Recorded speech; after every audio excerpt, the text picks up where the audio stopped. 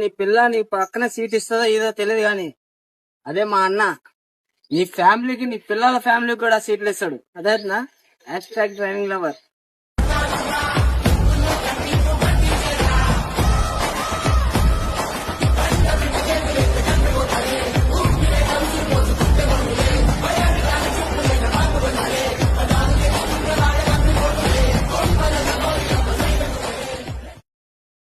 నీ పిల్ల నీ పక్కన సీట్ ఇస్తుందో ఏదో తెలియదు గాని అదే మా అన్న నీ ఫ్యామిలీకి నీ పిల్లల ఫ్యామిలీకి కూడా సీట్లు ఇస్తాడు. అదేనా హ్యాష్ డ్రైవింగ్ లవర్.